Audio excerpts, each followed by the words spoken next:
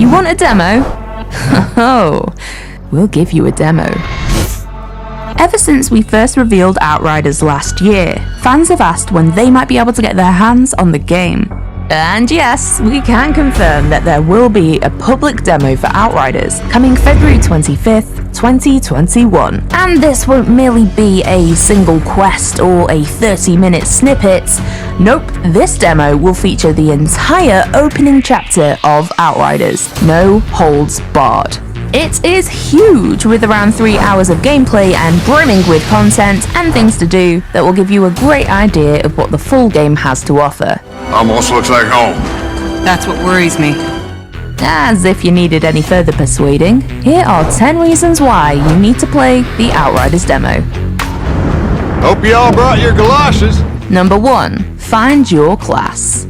All 4 classes in the game, Trickster, Pyromancer, Devastator and Technomancer, will be available for you to play through the demo with to experiment and find your perfect class. Will you be a tank pyro or a DPS devastator?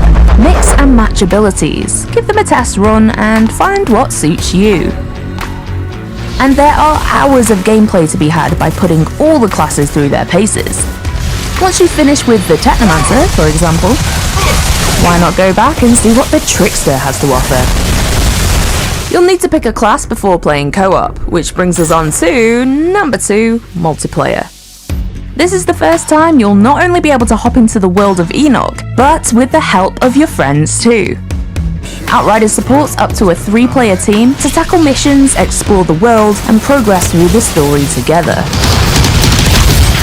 You can find a matchmaking terminal in your camp if you're looking for squad mates. But don't worry, if you jump into a lobby in which a player is further ahead in the story than you, the game will warn you before you fully join, to avoid any spoilers. More info on matchmaking and online play can be found in episodes 2 and 3 of the Outriders broadcast, so check those out if you haven't already. Number 3. Crossplay. Following on from multiplayer is that the demo will support a complete cross-play experience. This lets you play the demo with your friends and other players no matter what system they're on. The demo will have crossplay turned off by default as it's still a beta version, but just head over to the options, switch it on, and you'll be good to go. PlayStation 5, Xbox Series X and S, PlayStation 4, Xbox One, and Steam on PC. No matter your preferred platform, you can play Outriders together. Number 4. Transfer your progress. If you try out the demo and decide to go all in for the full game, you won't lose your progress so far and can transfer it across. This even includes if you play the demo on current gen and then buy the full Outriders experience on next gen, as players will receive a free upgrade to PlayStation 5 and Xbox Series X and S versions. Don't say we never give you nothing. Number 5. An epic journey. The Outriders demo showcases the prologue of the game, which introduces the entire story. This is a true RPG at its core. Alright, tell me the truth. You think the ECA's thought this whole plan through? A mystery hides at its center. Where is this strange signal coming from? What does it mean? The demo will give you a sample of the epic journey you're about to undertake. Number 6. Side quests. We won't restrict you to just the main campaign in the demo. It's swarming with side quests, which are replayable and will adapt loot and enemy skill to your current character level. Feel free to take on other missions from NPCs and really dig into the layers of this environment and its inhabitants. What happened here? What does it fucking look like? We got mutilated. Side quests won't all be unlocked immediately though. Certain ones have criteria to meet before you can tackle them. Good to see you again. With some only becoming available once you've defeated the Solar Tower boss. See if you manage to find and complete them all. Number 7. Weapons. Shooting is interwoven in the DNA of People Can Fly as a studio. With gunplay classics like Bulletstorm, Gears of War Judgment, and Painkiller, Outriders is a continuation of satisfying shooting. You might notice that you can dismantle weapons that don't take your fancy in exchange for parts. Also, you may well come across ore deposits throughout the demo. These both relate to the expansive modding you can unlock later on in your journey within the full game. Remember, saves are transferred within the same ecosystem, so feel free to mine to your heart's content and have that loot handy for the full Outriders experience. More info on modding can be found on the Outriders YouTube channel. So give the weapons a go, whether you're the up close and personal type or prefer to pick off from afar. Number 8. Powers. But combat isn't all about the guns. Oh no. The anomaly storms on Enoch have granted you unique powers, evolving you into a species called Altered. As you progress, you'll unlock more and more abilities that are exclusive to each of the 4 classes. From scorching waves of flames, to bending time and space, to summoning up an army of aiding assault weapons, to shoving a stone spike through your enemy's spine. Yeah, you get the idea. Powers are prevalent in the Outriders demo, and cooldowns are minuscule. Now, you won't have access to all 8 powers within the demo. You'll unlock the first 4, with the latter half coming later in the game. Try mixing up different combinations and see what outcomes you achieve. Number 9. Create your Outrider. A staple of RPGs, and let's face it, the menu you probably spend far too long on, is character creation.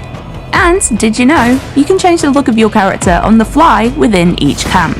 In the full game, this means you can evolve your look as you go. But even in the demo, there's a camp where you can switch things up. Fancy a new hairstyle? Or adding a badass piercing? Get customizing. Number 10. Play aggressive. In Outriders, the scared hide and the hesitant die, because a key mechanic in the game is that you need to kill enemies to heal. With powers on tap, and 4 in total that you can switch in and out within the demo, and yes, you can even hot swap them mid-gameplay, there's no shortage of carnage to create on the battlefield. Light them up, slice them in two, employ a turret barrage, or crush them into dust. Get out there, Outrider. Keep updated with all things Outriders on our social media channels. Remember to subscribe to our YouTube and join us on the road to launch. Thanks for watching, and we'll see you on Enoch.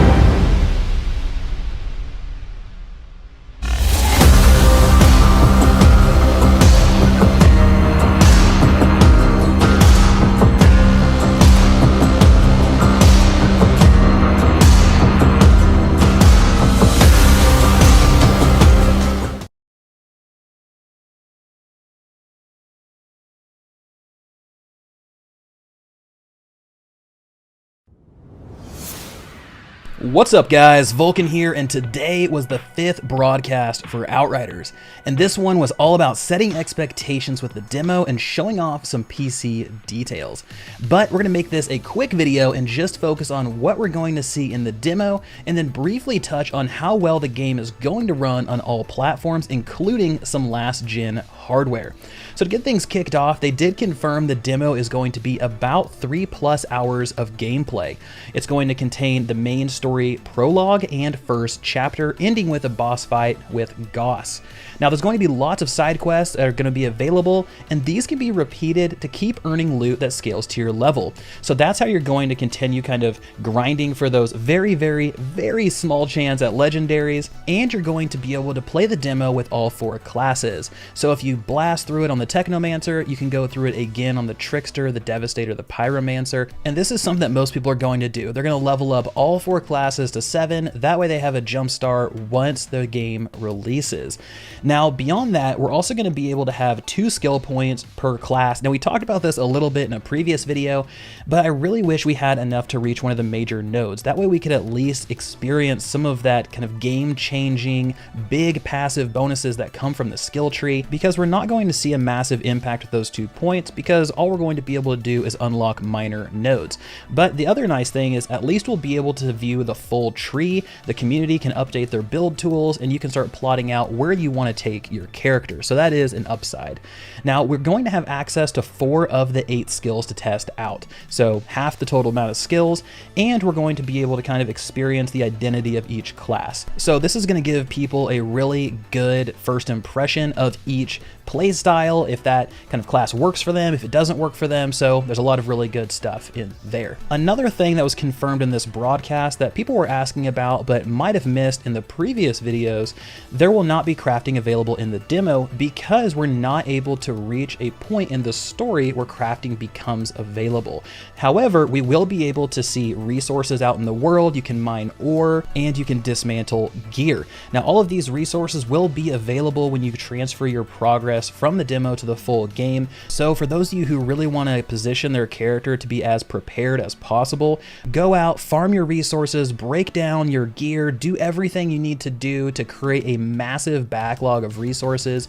That way, once the game comes out and your character moves forward and they unlock crafting, you have a ton of resources to work with. Now, a little bit of a pro tip, I would not dive too deep into crafting throughout the story. Wait until end game to start doing that because there really isn't a point. It kind of follows the other looter shooters rule of thumb, right? Don't spend all of your resources upgrading something that you're going to replace in a couple levels. Instead, spend those resources on build worthy items. So that's just a little tip from me. So moving into the actual functionality of the game, we will be able to play multiplayer in this demo. Scattered throughout the different camps are matchmaking terminals. You can click on these and find a party to play with. You can join friends. You can do all of that fun stuff from these terminals. Now, one nice thing that the devs did is that if you're joining someone who is further in the story than you are, there is a warning that says you might encounter spoilers. You aren't as far as this other player in the story. We don't want you to ruin your experience, so please accept or decline. So that is a nice little warning they put in there because half the time games don't do that and you pop in, you're like, whoa, who's this boss battle? What am I experiencing? What is this? What is that? So that's a nice thing they added. Now, on top of that, there is going to be full crossplay available in the demo. Now, it is in a beta form. They keep calling it that. You'll have to dive into the settings to turn this on, but once you do, you can play with anyone on most other platforms. So good stuff there. Be sure to test that out and provide any feedback that you guys have in the official Outriders Discord or on their Twitter. That way they can fix that ahead of launch so we don't run into any problems. Now, some other kind of housekeeping items that they mentioned during their broadcast. One, you can change your appearance at any time, which is, I think, a great feature. A lot of people, as they're playing through, they like to kind of evolve their character. I know that's something that I do in like MMOs, right? You go and you talk to the barber and you're able to kind of change how your character looks. You can also do that in Outriders. So at your camp, you're going to have a station that you can go to, click on, and change your character completely. You can change genders, you can change your hairstyles, piercings, all of that stuff. So it's not limited in any way. It basically just opens up the original character creator, change all your stuff around, hit save, and move out. Now, the next thing is play aggressive. Now, they keep kind of hammering this home, right? Because this does have a cover-based system in the game. And a lot of people might think, okay, this is like Division, this is like Gears of War, where you have to be behind cover or else you're going to get shredded. Yes and no. Cover is there specifically for a break. Dive into cover, take a breather, organize yourself, and then continue pushing forward on the enemy, because Outriders doesn't reward hiding behind cover and taking pot shots, unless you're a sniper build. Then at that point, yes, please take behind cover, lay down some fire, destroy things on the battlefield, do all that fun stuff. But for the most part, you're going to be in close range with enemies. You have to. That way you can heal up, that way you can wipe them out. If you sit behind cover, they're going to swarm you, outflank you, all of these things. So be sure to not make that assumption that, okay, because there's a cover system, Outriders really wants us to make this a cover-based shooter. It's not. That's purely there for a breather. Okay, so that's everything we learned about in the demo. Now, there's gonna be some great stuff in there. I hope you guys enjoyed this game. I've spent hours and hours in it. It's been fun for me so far. Up on the screen now is when it's going to launch for you guys. But let's go ahead and let's move into another big question is, how does this run on previous gen hardware? So one of the big things, I'll use Cyberpunk as an example, right? people have original Xboxes, people have base PS4s, and they're looking forward to playing games like this. When Cyberpunk launched, it was a complete disaster, and it was an absolute mess, but it also shone a spotlight on the fact that people still have old hardware. Developers still need to develop their game with that in mind, because not everybody's able to go out and buy the latest and greatest. And luckily today, they covered that. So what we're looking at is last-gen base consoles. The game is going to run at 1080p 30 FPS. On PC, it's going to run at 4K 60 FPS. PS4 Pro and Xbox One X, 4K at 30 FPS. Xbox Series S, as in Samuel, 1080p 30 FPS. And then lastly, the PlayStation 5 and the Xbox Series X, 4K at 60 frames per second. So if you're someone who has the OG last gen base console, then you're set. Just understand 1080p 30 FPS, you're not going to rock out 4K, you're not going to push anything like that, but you'll be able to play the game and still experience it in a tolerable manner. So I hope this helps you feel a little more at ease if you have one of those older consoles or older PC, that you're going to be able to play the game just fine. So that wraps up this video, guys, but I want to hear from you. Are you playing the demo? What are you excited to actually experience? What class are you going to play first? I'm torn between Devastator and Technomancer. I really love kind of the tanky aspect. I love the tanky classes, but I'm also a pocket healer, a support character. I tend to go those directions in most of my games, so I'm really torn. Honestly, I'm gonna play all four, but I want to hear from you guys. So let's get chatting in the comment section below, and as always, thank you guys so much for the support. This has been Vulcan, and I'll talk to you guys next time.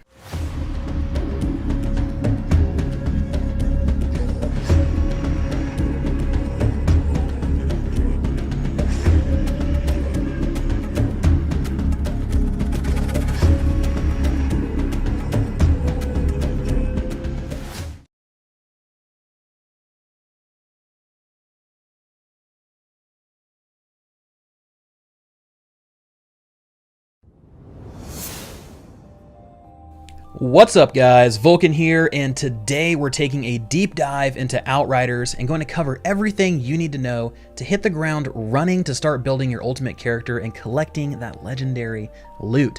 So this video is a long one, but it's going to give you everything you need to know to have a strong grasp of what Outriders is, what to expect, and there should be more than enough here to start planning your character. I've put timestamps in the description to make life a little bit easier for you guys if you're looking for something specific. Now, I have had the opportunity to play Outriders in a closed test, but due to the pandemic, I had to join remotely, and unfortunately, there was a graphical bug in my version, so my gameplay wasn't able to be used. So what you see here is footage from other outlets. Now, if you like Outriders and you want more content, make sure to subscribe and click the bell icon. This will be a staple on the channel, so I hope you all enjoy the video.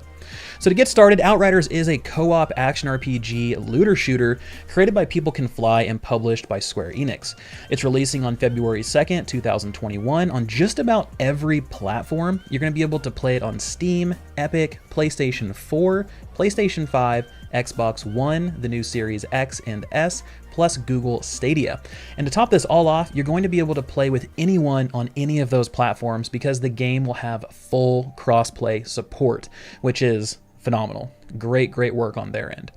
Now, one important thing to note here is that Outriders is not a live service game. A lot of people have been comparing it to things like Destiny. Now, Destiny is a live service game, as you guys know. Outriders is not, so it will not have microtransactions or any detached content. The game's a complete package. You pay for it, you get everything, and if the developers like the reception, they'll continue building on the game with future expansions. So when you create a character in Outriders, you're going to have a small selection of options to choose from to customize the way they look. It isn't anything crazy, but it's enough to give a little bit of variation. And if you ever want to change your character's look, you can do that at any time from a town or a camp. And after you've created your character, you're going to be given the choice of 4 classes to choose from. The Devastator, who's a beefy tank-like class that focuses heavily on melee attacks, bleeds, defense, and manipulating the earth.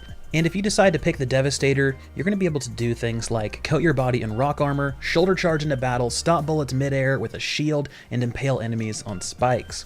The Technomancer is a well-rounded support that focuses on summons, decay damage, crowd control, and long-range attacks. If you decide to pick the Technomancer, you'll be able to materialize weapons from midair. You can summon missile launchers, Gatling guns, and turrets to dish out damage, and the Technomancer has the only healing skill in the game, making them a great pocket healer for the team. The Trickster is a lightweight, agile class that focuses on teleports, melee attacks, and anomaly damage. If you pick the Trickster, you'll be able to teleport across battlefields, place traps, and slice through groups of enemies, which causes them to take extra damage and explode. So the Trickster is also the only class that can gain a damage mitigation shield purely from its class mechanic.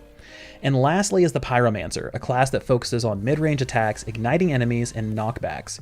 If you choose the Pyromancer, then you'll be able to do things like life drain enemies, place thermal bombs to blow up large groups, and launch a massive fire beam that interrupts and burns anything that it touches. And all of these classes have their own identity, playstyles, and ways to recover health. Because in Outriders, you can't just restore health using a potion. So there's nothing you can click to pop a heal and restore all your health. You have to play aggressively and kill enemies to do that. So the Devastator will heal whenever an enemy near them dies. The Technomancer has the only healing skill in the game like we spoke of, but they also recover bits of health whenever they deal damage, like a vampire style mechanic. The Trickster recovers health whenever an enemy near you dies, but this also extends the duration of your shield, which the Trickster needs because it is a squishier class. Then you have the Pyromancer. This recovers health whenever a marked enemy dies, and enemies are marked whenever they're hit with any of your skills. This includes damage from your thermal bomb, which will mark everything around it if it happens to survive. So each class also comes with 8 skills to choose from, and these unlock as you level. You can choose up to 3 of these to use at a time to suit your playstyle and what you need for any situation.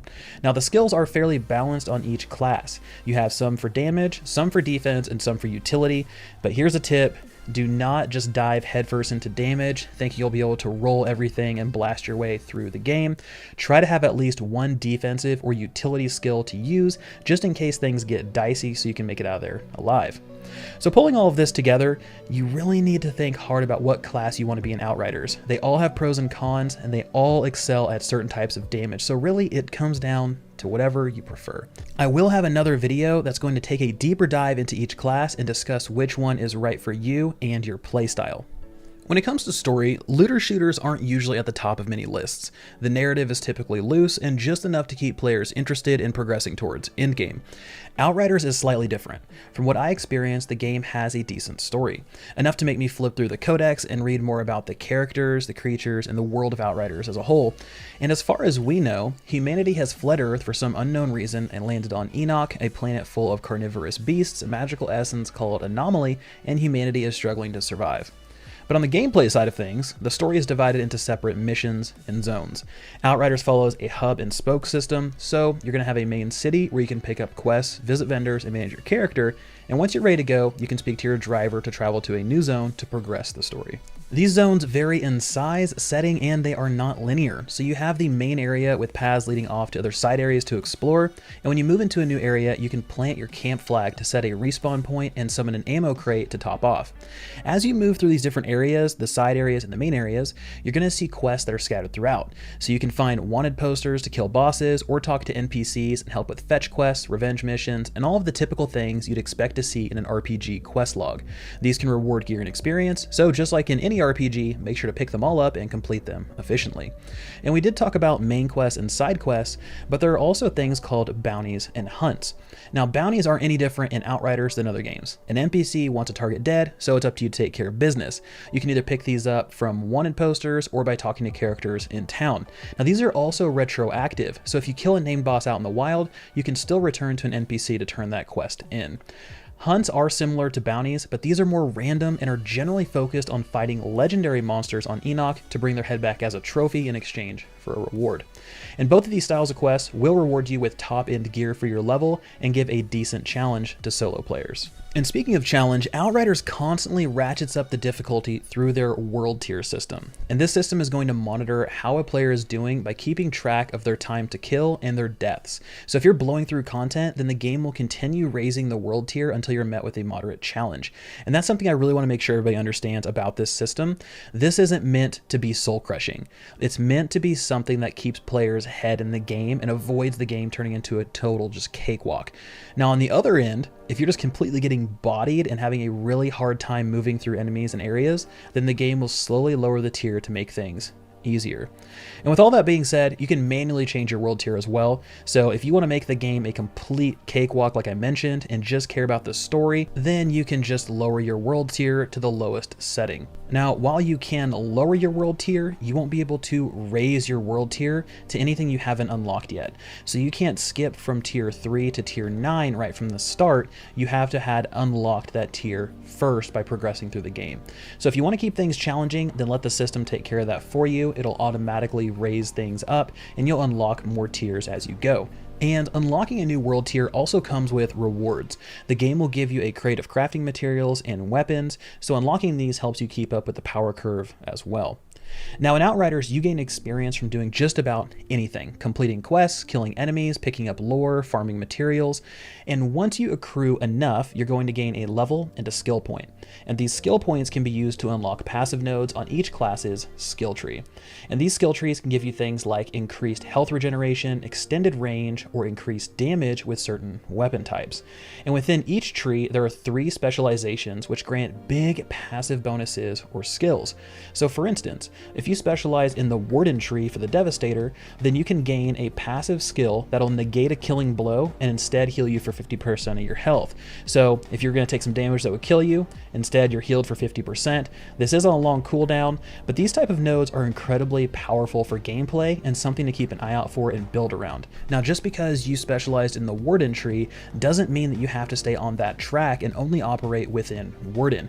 There are bridge nodes throughout the skill tree that'll allow you to go to different specialization paths and pick up nodes that you really want for your build. And once you hit level 30, which is max level, you're going to have 20 skill points to use to build your character. Now the nice thing about Outriders is that you can reset these points whenever and wherever you want to. So if you want to try out a new setup, you can do so without feeling like you're wasting currency or time.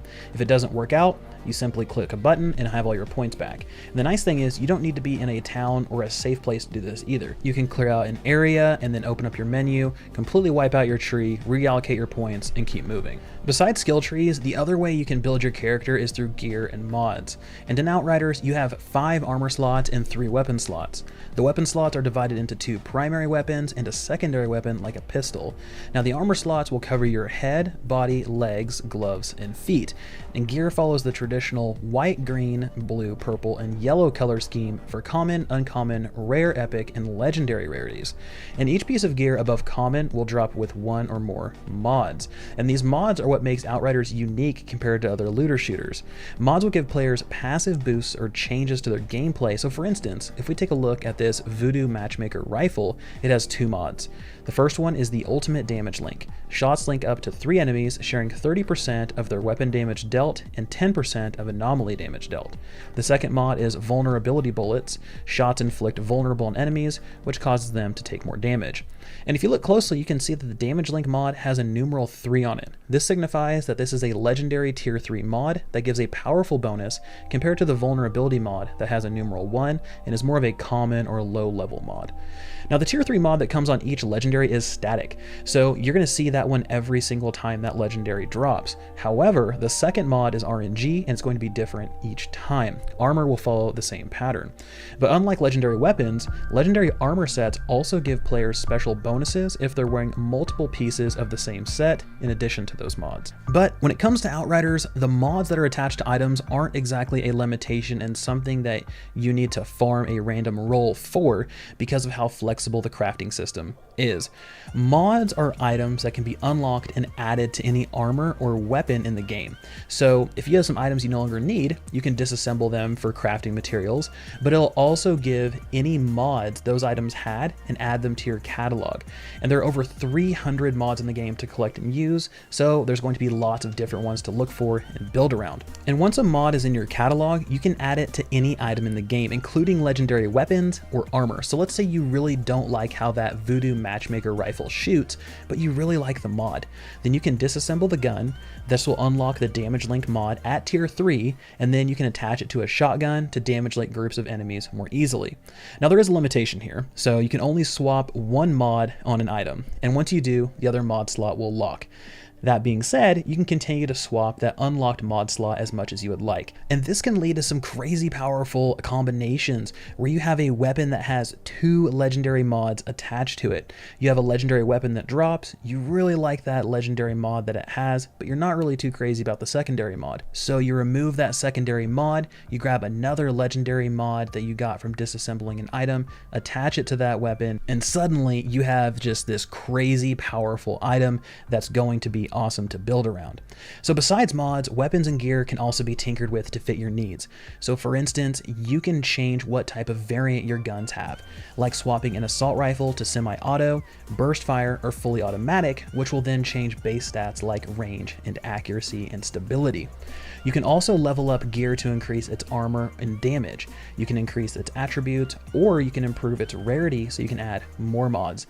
Now all of these things will cost base materials that you get from breaking down items, farming them out in the world, or getting cachets from unlocking world tiers. And all of this is going to be necessary if you want to take on Outriders endgame expeditions. Expeditions and Outriders are unlocked once you beat the main story. You'll have access to a new town hub and 14 new missions that are completely exclusive to endgame.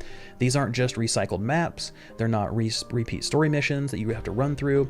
These are handcrafted levels with new objectives and mechanics. Outriders does feature matchmaking for expeditions, so if you do want to play this solo, you can, but if you're looking to play in a party but don't have any friends, you can easily get a group together. So before you launch an expedition, you first have to select a difficulty tier that you want to play, and these tiers will start at 3 and only unlock after you successfully complete an expedition. So for example, if you finish a run at tier 3, then you're going to unlock tier 4. After that, you need to finish a tier 3 or tier 4 map to unlock tier 5, and then tier 4 or tier 5 to unlock tier 6, and so on. So it slowly progresses and unlocks new difficulty tiers. After you select your tier, you choose what expedition map you want to run from a handful that are available. These will change as you progress through the tiers. Now the expeditions themselves remind me a lot of Mythic Plus dungeons in World of Warcraft. These are timed runs that give more gear the quicker you clear them.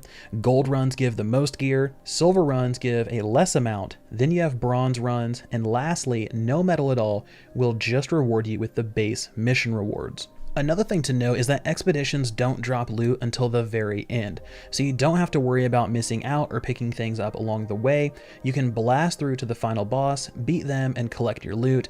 Also, don't worry about beating the timer. You aren't punished if you don't finish in time, you aren't kicked out if you hit a certain time limit. This only affects your bonus rewards. However, if everyone dies on your team, then you're going to fail the mission. But luckily, the devs said they have put in some systems to make sure that you still get some form of reward for each attempt to slowly progress your character and hopefully clear it the next time. So once you unlock difficulty tier 15, this is going to unlock a special mission. There's a skull on the map that you can click on, and the developers didn't tell us what exactly this is, but they did say this is the ultimate challenge. Your builds need to be pretty much min-maxed, fine-tuned in order to take this on, and the only video snippet we have are characters looking into this anomaly storm. So hopefully we get to fight some big badass creature we've never seen before. Maybe it's what's causing all of the anomaly storms, I'm not entirely sure, but that is what we're working towards in endgame, so that's your upper tier kind of final fight type of experience. Now the last thing I want to talk about is just some additional customization that you can do to your truck and your camp flag. So your truck is what you see during cutscenes and at your camp. This can be completely changed visually using parts you've earned through quests or accolades. These can be things like a monster skeleton, some sort of technology, or a front kind of bumper for your truck, and your camp flag falls into the same category. You can change the way it looks by adding different flags, colors, emblems, and rods. And stuff like this is nice to flex your accolades and achievements to party members, but doesn't really give any benefits to gameplay from what I can tell. And just to kind of clear things up, accolades are in-game achievements like kill X amount of enemies, progress this deep into end game, unlock world tier 15. All of those things, they build up kind of like a score, sort of like a triumph score within Destiny. And really it just functions like a checklist of things to do if you want to full clear the game. So folks, this wraps this video up. We are less than a month away from release, and I am so damn pumped to get into this world. Hopefully this video helped give you a better understanding of the game and what to expect. I will have a couple more videos before launch to prepare, but once it releases, I plan on having a lot of content around legendary weapons, leveling tips, endgame speedrunning tips, builds, and all kinds of other things for you guys. Lastly, I appreciate all the support as of late, and thank you so much for all the support through 2020. This has been Vulcan, and I'll talk to you guys next time.